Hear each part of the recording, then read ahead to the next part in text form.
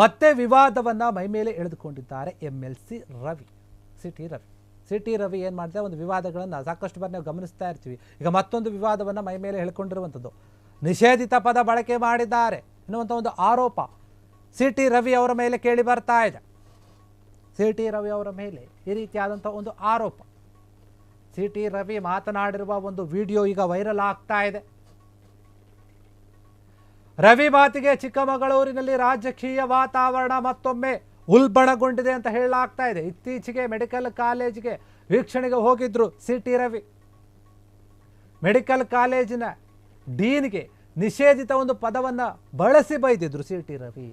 ನಾನು ಬರುತ್ತೇನೆ ಅಂದರೂ ಕೂಡ ಹೋಗಿದ್ದೀರಿ ಅಂದರೆ ನಾನೇನು ಅಜಾಮಾನ ಅಂತ ಹೇಳಿದ ಪದ, ಅಜಾಮ ಎಂಬ ಪದ ಮತ್ತೊಂದು ಸಮಾಜಕ್ಕೆ ಸಂಬಂಧಿಸಿದ್ದು.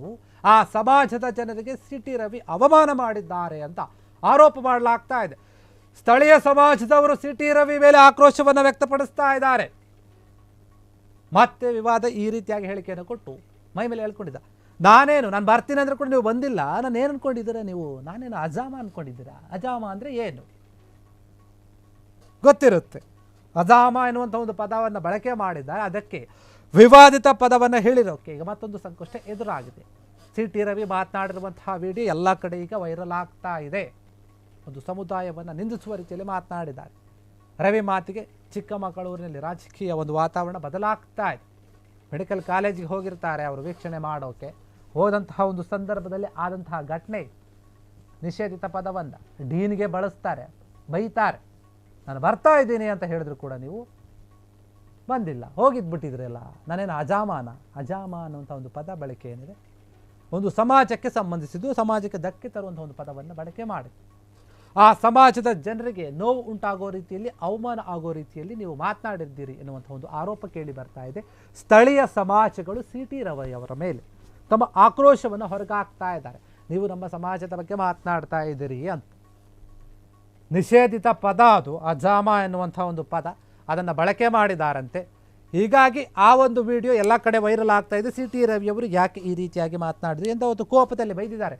ಮೆಡಿಕಲ್ ಕಾಲೇಜಿಗೆ ಹೋದಾಗ ವೀಕ್ಷಣೆ ಮಾಡೋಕೆ ಅಲ್ಲಿನ ಡೀನ್ ಅವರು ಹೋಗ್ಬಿಟ್ಟಿರ್ತಾರೆ. ಇವರು ನಾನು ಬರ್ತೀನಿ ಅಂದರೂ ಕೂಡ ನೀವು ಹೋಗ್ಬಿಟ್ಟಿದ್ರೆ ನಿಮ್ಗೆ ಎಷ್ಟು ಧೈರ್ಯ ಇರ್ಬೋದು?